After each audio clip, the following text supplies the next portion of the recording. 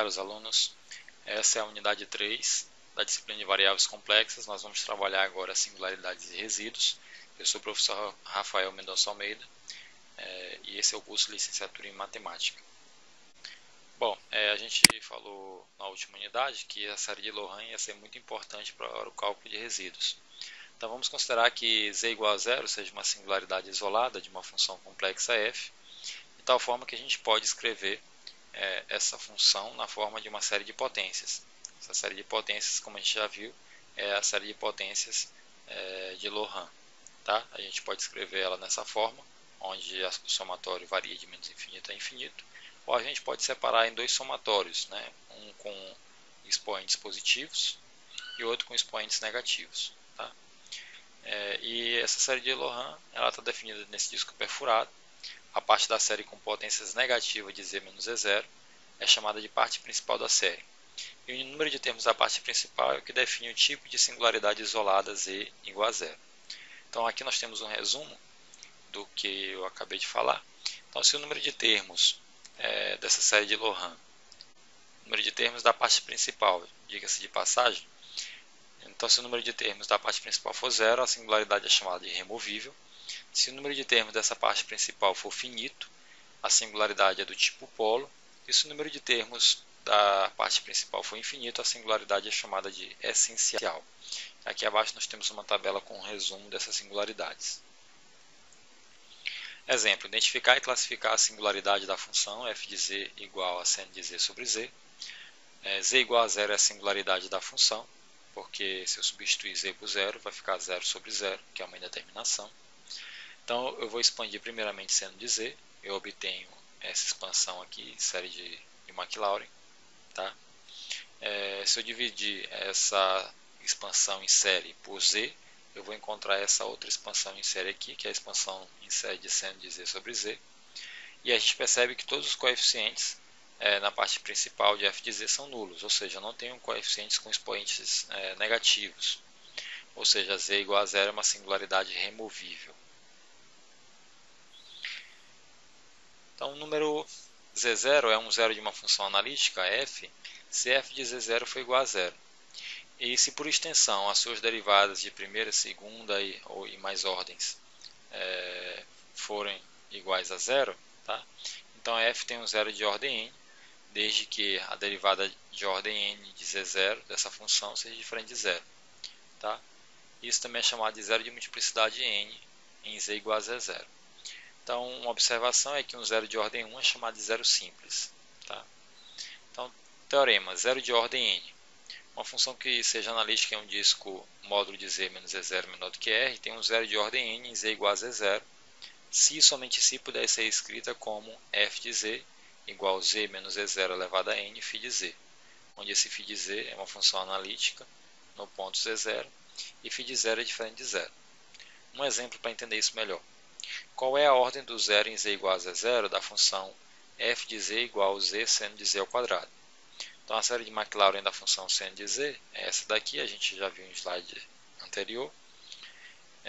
A mesma série para seno de z ao quadrado, substituindo z por z ao quadrado, é essa daqui.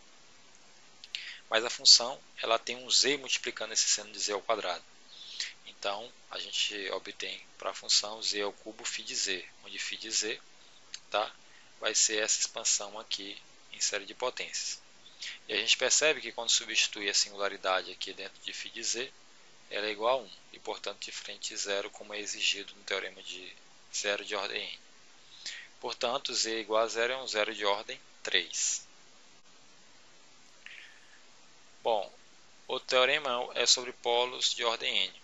Então, uma função analítica em um disco perfurado, que vai de 0 a r, tem um polo de ordem n em z igual a z0, se ela puder ser escrita como f de z igual a φ de z sobre z menos z0 elevado a n, onde φ de z é analítica em z0 e φ de zero também é diferente de zero. Tá? É só uma extensão do teorema que a gente acabou de ver. Teorema para polos de ordem n. Então, se g e h são funções analíticas em z0, e se h tem um zero de ordem n em z0 e g0 é diferente de zero, então a função racional f de z, que é igual a g sobre h, tem polo de ordem n em z0. Então, um zero de uma função analítica é isolado caso exista alguma vizinhança dele, onde f de z seja diferente de zero para todo z dessa vizinhança, exceto no próprio ponto. Portanto, se z0 for um zero de uma função analítica não trivial, a função 1 sobre f de z vai ter uma singularidade isolada nesse ponto. Então, resíduos. Agora a gente entra propriamente no conteúdo dessa unidade.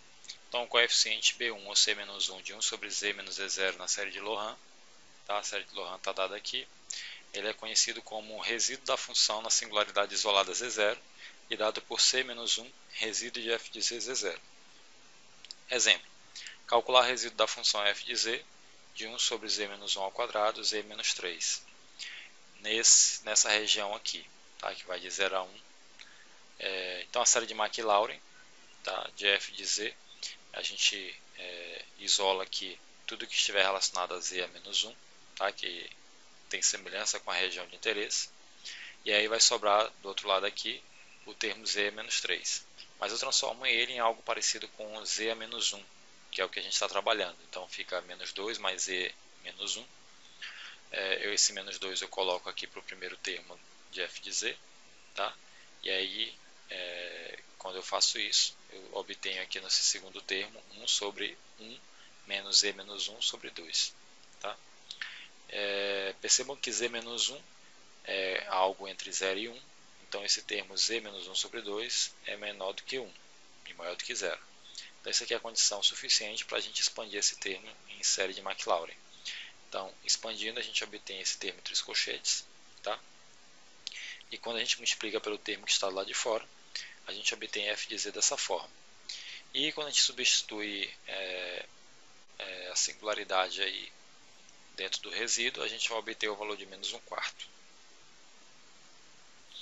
Resíduo em polo de ordem n. Isso aqui é um teorema que diz que se f tiver um polo de ordem n z igual a z0, esse resíduo vai ser dado por essa expressão.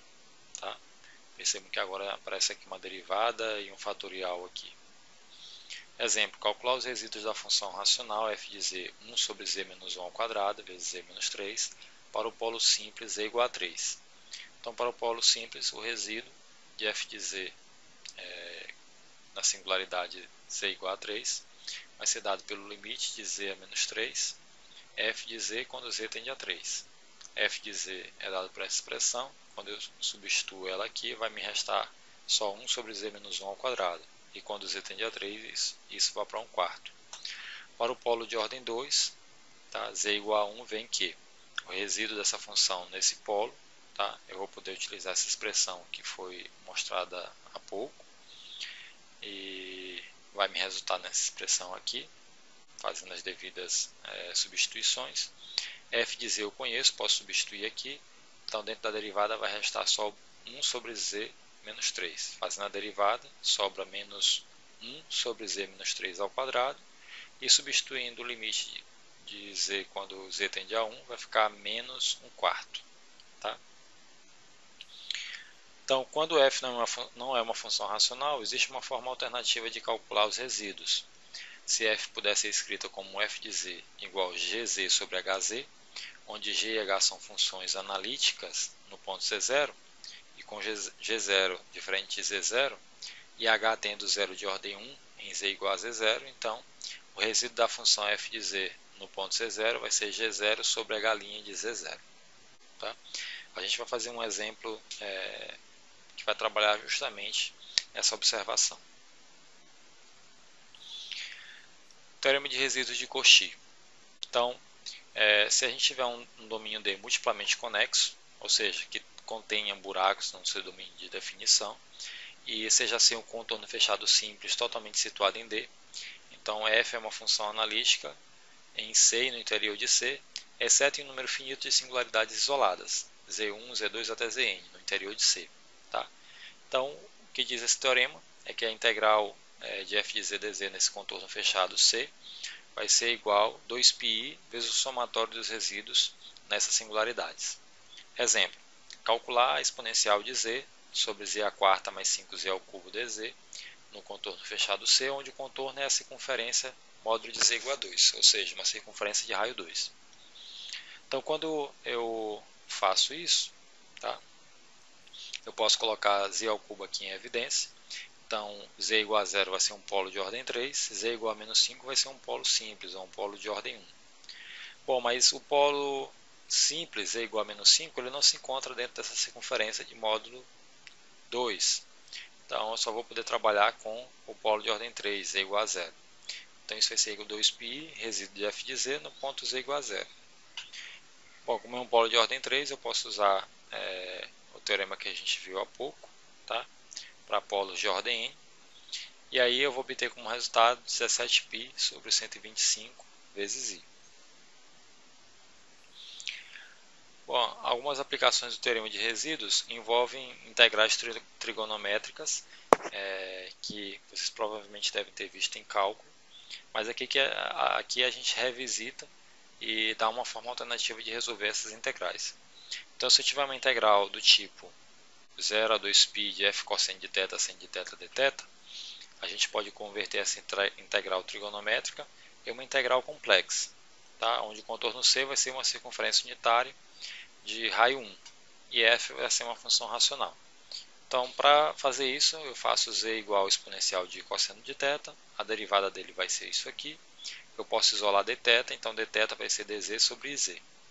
Da mesma forma, o cosseno de θ, eu sei que eu posso escrever ele dessa forma.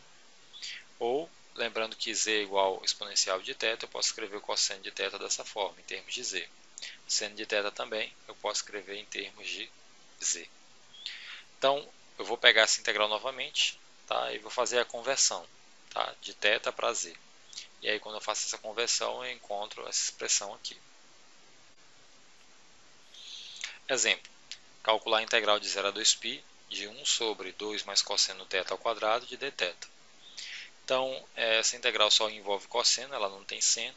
Eu sei que a conversão entre θ e z é dessa forma aqui, tá? Então eu vou usar isso daqui como um balizador para eu não me perder. Então, essa integral de 0 a 2π de 1 sobre 2 mais cosseno de θ ao quadrado.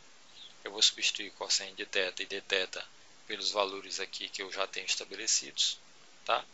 Vai sair dessa integral de contorno fechado 4 sobre i, que é uma constante, vai sobrar só isso aqui, tá? Esse integrando. Esse integrando, eu posso desmembrar ele, tá? Em z sobre z menos 1 ao quadrado vezes z menos z2 ao quadrado. E z1 e z2 são dados aqui, tá? Vão ser as raízes desse denominador. Mas a gente percebe que apenas z2 se encontra no interior da circunferência de raio 1. A gente definiu que para fazer essa integral a gente utiliza um contorno de raio 1. Logo, a gente vai calcular apenas o resíduo sobre z2. Tá? Então, como se trata de um polo de ordem 2, tá? A gente vai usar o cálculo de resíduo em polos de ordem n, que a gente viu em slides anteriores, tá? E vai encontrar como resultado 4π sobre 3 raiz de 3. Outro tipo de integral que a gente pode usar resíduos para resolver é a integral de f de x de dx de menos infinito a infinito. Tá? Então, se f de x é uma função real definida e contínua nesse intervalo de menos infinito até infinito, então a gente define essa integral de f de x dx como essa integral aqui, a integral de menos infinito a zero, mais a integral de zero até infinito. Tá? Eu estou chamando essas integrais aqui de i2 e i1, respectivamente, desde que essas duas integrais, i1 e i2, convirjam. Se apenas uma delas divergir, então essa integral de f de x dx de menos infinito a infinito, ela diverge. As integrais i1 e i2, elas são definidas dessa forma. Tá? E elas convergem se os limites existirem. Caso contrário, elas vão divergir. Um conceito muito importante aqui também, dentro de resíduos, é o valor principal de Cauchy. Então, sabendo a priori que uma integral imprópria de f de x dx de menos infinito a infinito converge, pode-se calculá-la usando o processo limite. Então, a integral de f de x dx de menos infinito até infinito vai ser igual ao limite de r tendendo a infinito da integral de menos r até r de f de x dx.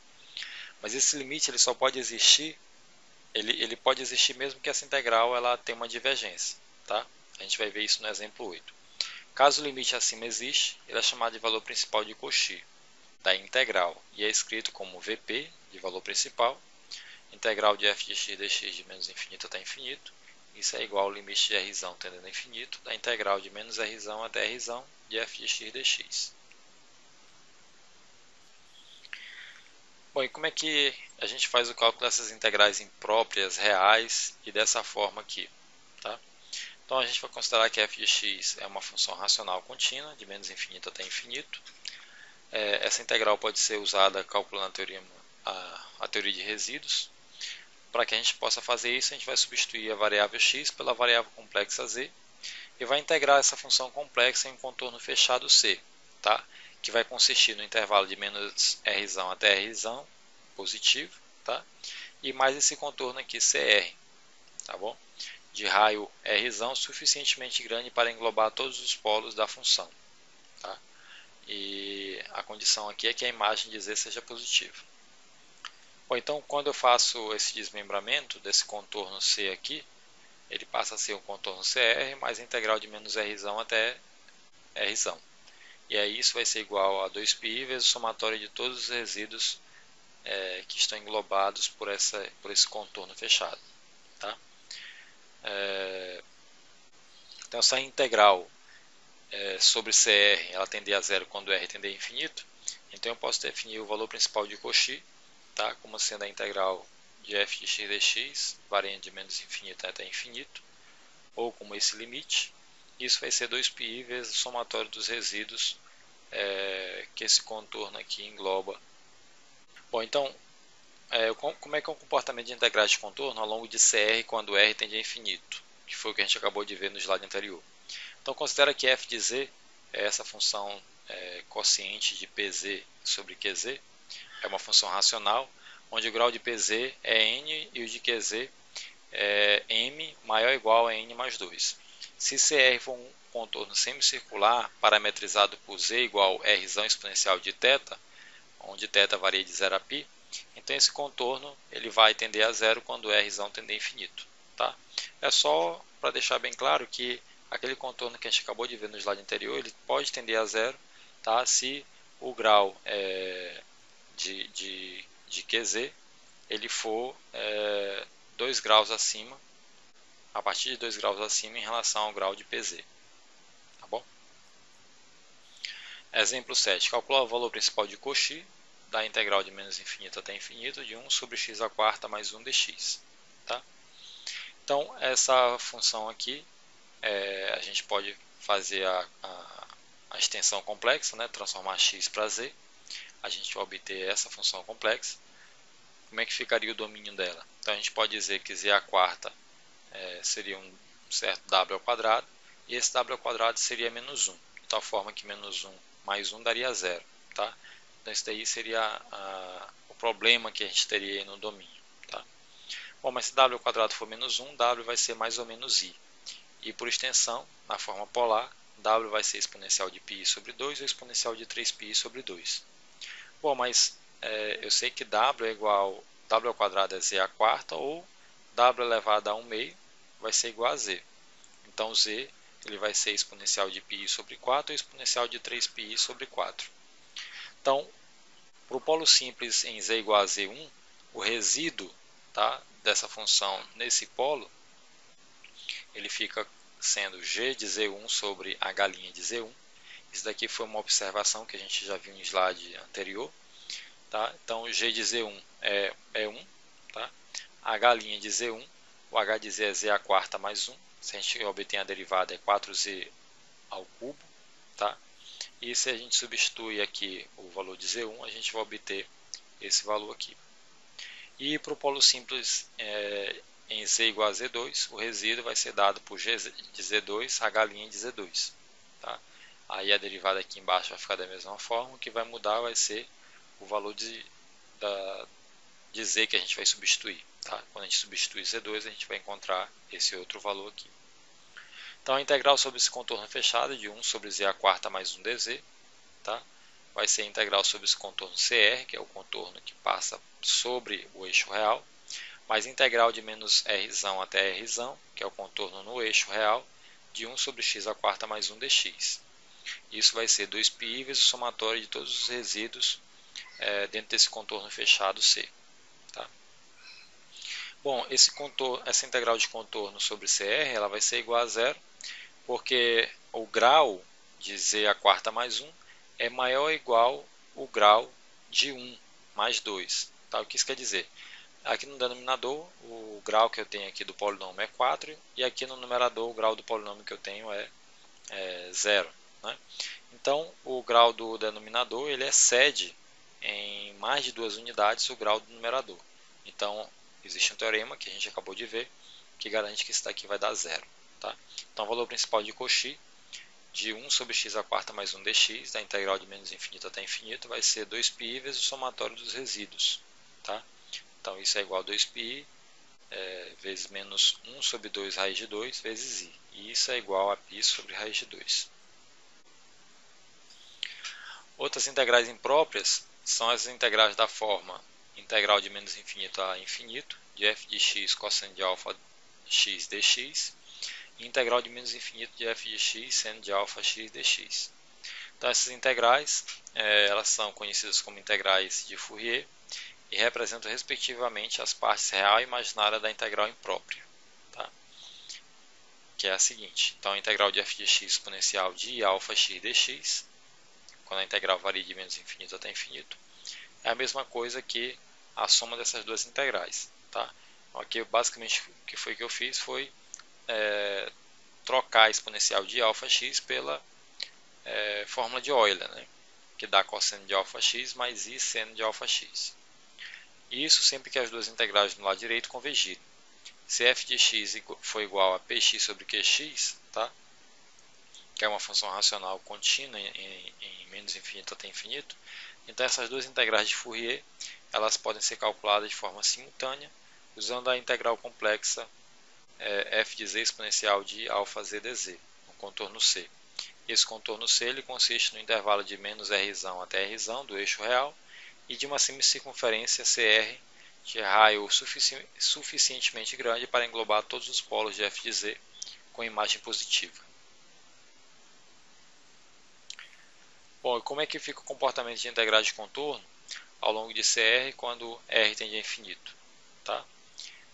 Para esse tipo de integrais que a gente acabou de ver. Então, seja f de z igual a pz sobre qz, uma função racional, onde o grau de pz é n e o de qz excede o grau de p em 2 unidades, se CR for um contorno semicircular parametrizado por z igual a r exponencial de θ, onde θ varia de 0 a π, e α é maior que zero, então a integral sobre esse contorno CR de f de z exponencial de alfa z dz tende a zero quando r tende a infinito.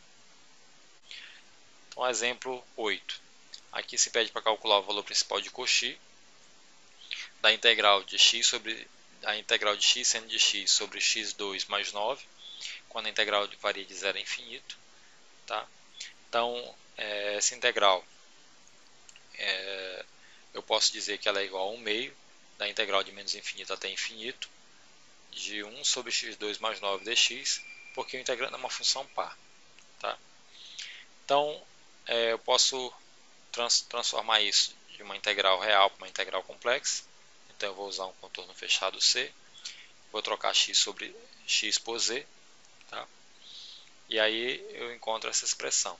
Eu posso desmembrar essa integral em duas outras, a integral ao longo de CR e a integral ao longo do eixo x ou ao longo do eixo real. Tá? E isso vai ser igual a 2π vezes a somatória de todos os resíduos que eu tiver dentro desse contorno C. Tá? Naturalmente, eu posso usar novamente aquela expressão que eu utilizei no exemplo 7. Tá? Isso vai ser 2π vezes g sobre h' dentro do polo ou da singularidade que eu tenho dentro do contorno C.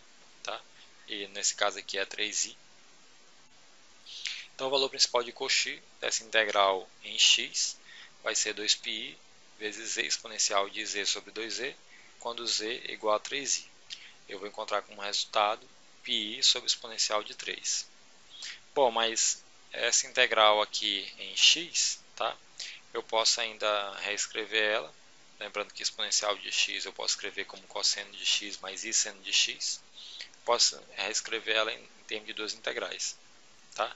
Isso vai continuar sendo, ou vai continuar tendo o mesmo resultado, πi sobre exponencial de 3. Tá? Então, x seno de x, a integral de x seno de x sobre x2 mais 9, quando a integral varia de menos infinito até infinito, vai ser π exponencial de 3. Tá?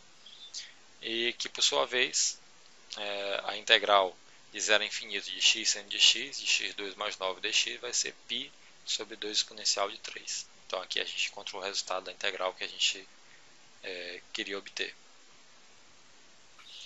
Bom, aqui a gente tem contornos indentados, que se trata basicamente de uma singularidade que não está dentro do contorno fechado, mas ela se encontra sobre o eixo real. Tá? E é claro que a gente pode ter também outras singularidades dentro do contorno, mas a gente tem uma singularidade especificamente no eixo real.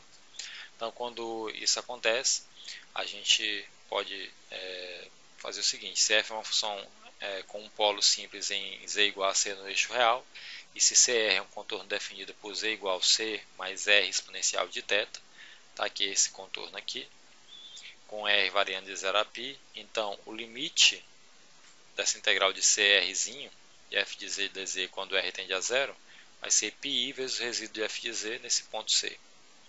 Por exemplo, calcular o valor principal de Cauchy da integral de seno de x sobre x, que multiplica x ao quadrado menos 2x mais 2 dx, quando a integral varia de menos infinito a infinito. Tá? Então, eu faço a extensão dessa integral para o plano complexo, tá? Onde eu tinha seno de x, eu coloquei exponencial de z, e onde eu tinha x, eu substituí por z. Então, aqui eu vou ter vários contornos. Eu vou ter integral sobre CR, que é esse contorno aqui maior. Vou ter integral de menos R até menos R, tá? Que é essa parte aqui. Vou ter a integral sobre o contorno menos CR, que é esse daqui. E vou ter a integral de menos R até menos R, que é essa parte aqui. Tá? Isso vai ser igual a 2π vezes o resíduo de f de z exponencial de z, na singularidade 1 mais i. Tá? Então, a integral no contorno CR anula-se quando r tende a infinito. Isso daqui foi um teorema que a gente viu em slides anteriores. Enquanto a integral de contorno em menos CR resulta em menos π vezes o resíduo de f de z exponencial de z no ponto z igual a zero, quando r tende a zero. Daí, a gente pode calcular o valor principal de Cauchy da exponencial, da integral da exponencial de x sobre x, que multiplica x menos 2x mais 2. Tá? A gente vai encontrar π vezes o resíduo de f de z exponencial de z no ponto 0, mais 2π resíduo de f de z exponencial de z no ponto 1 mais i. Tá? Então, se eu fizer esses cálculos, eu vou encontrar essa expressão aqui. Tá? E fazendo mais alguma álgebra, a gente chega nesse resultado aqui. Bom, então com isso a gente finaliza essa unidade 3, a gente finaliza também a disciplina.